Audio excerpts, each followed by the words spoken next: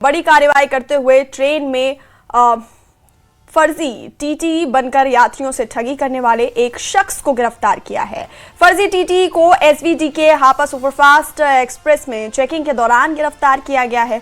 दरअसल रेलवे अधिकारी शेखर कुमार जम्मू तवी से कठुआ रेलवे स्टेशन तक ड्यूटी पर तैनात थे।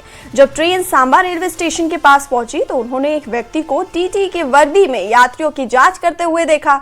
संदेह होने पर पूछताछ की गई तो आरोपी ने अपना नाम मनीष कुमार बताया, जो हरियाणा के पानीपत का रहने वाला है। जांच में खुलासा हुआ कि वो असली टीटी नहीं था और यात्रियों से धोखाधड़ी की नीयत से वर्दी पहनकर चेकिंग कर रहा था। इस संबंध में जीआरपी कठुआ में एफआईआर दर्ज की गई है। इस मामले में पुलिस आरोपी से पूछताछ कर रही है और आगे की जांच कर रही है।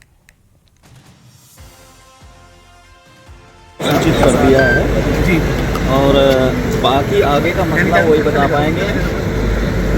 जी हाँ जी शेखर जी, हुई क्या मामला क्या हुआ सर? मामला सबको मालूम है, जो भी है जैसे भी वो डिटेक्ट किया गया है, फर्जी वाला मामला। ये कौन सी ट्रेन थी सर? ये कहाँ से कहाँ जा रही थी? देखिए सर, इस बारे में मैं अपने अधिकारियों को सूचित कर दिया हूँ, वो ही इस बारे में आपको अभी कुछ बरामद हुआ, उससे कुछ टिकट मिली या कोई लोगों से ठगी कर रहा था, क्या कर रहा था? मैं जो आपको बोल रहा हूँ, मैं सब बातें अपने उच्च अधिकारियों को सूचित कर। अब शिकायत करवाई है आपने?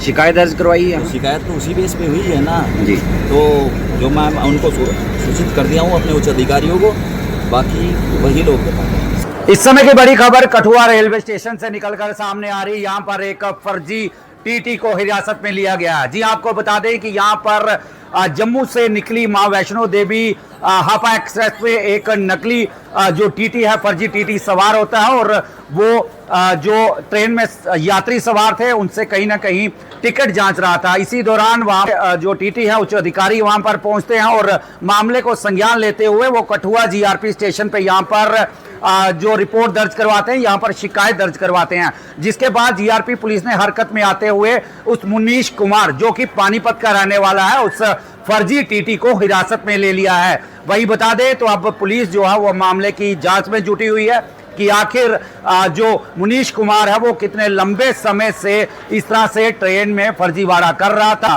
फिलहाल बता दें तो पुलिस ने मामला दर्ज कर आगे की कार्रवाई शुरू कर दी है।